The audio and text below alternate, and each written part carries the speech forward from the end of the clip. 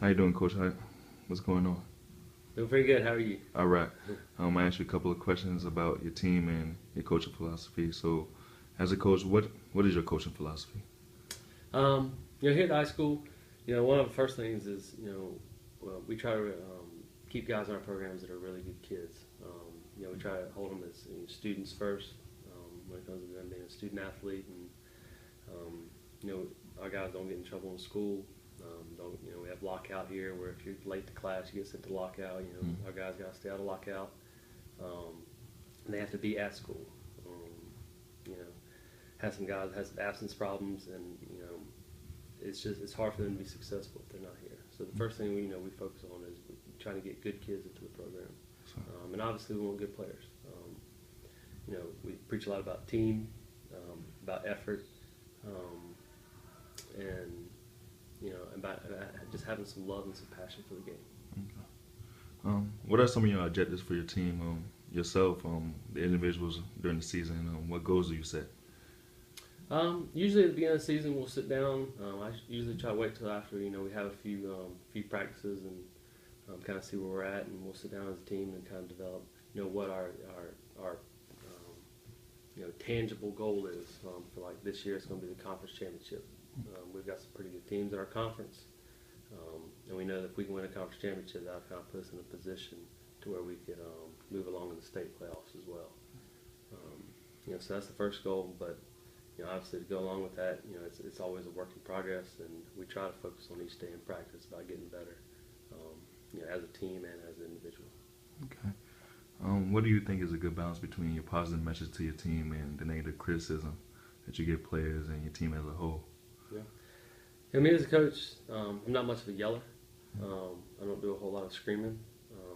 I try to,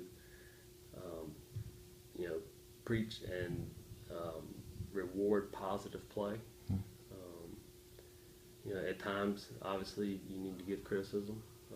I always try to, the first few times or first couple times, I try to be teaching, where I'm talking to the kid in a normal voice, trying to get to him explain exactly, what he did wrong and what we need him to do as a teammate.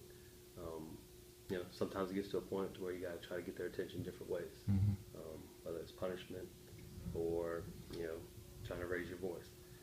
I try to save my raising my voice, to times when I really need it, so that I can try to get really get their attention. Off the floor, try to stay in constant contact with these guys. Telling them after practice or after a game about things that they did positive, whether that's sending them a short little text message at night saying, I really liked how you got on the offense boards tonight, or you shared the ball great, or really try to praise them for the good things that they do. So hopefully we'll see them again. Okay. And one last question: how do you encourage the team cohesion, and how important is it to you? Well, and I'm learning this year, it's of utmost importance. We got a lot of talent on this team, but we understand that basketball is a game where the team has to work together. There's some individual skills and individual talents, but it takes 5 players playing on the court. All those 5 guys can't play the whole game, so we got guys on the bench that need to come in, and so it's really a team game. We try to do some things off the floor. I think we're going to take a trip down to Clemson this year to watch a game, kind of meet with some of the guys down there. Another good thing is team camp we do in the summer. In June, we usually go to at least 1 or 2 team camps where we stay the night, 2 or 3 nights, and play games. That's always good because the guys get to stay with each other in the dorm rooms. And this year we've been doing some things, meeting in the locker room, talking about what is a good teammate, what things make up a good teammate, and come up with things like unselfish, hardworking, and then we try to put up on the board exactly what that means. Like, what does unselfish look like on the floor? What does hardworking look like on the floor? Reliable, what does that mean? Being on time or whatever it is.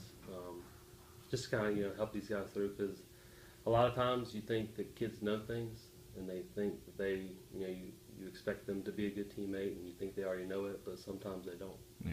They haven't been taught before. Thank you, Coach. Thank you for your time. Thank you, Brandon.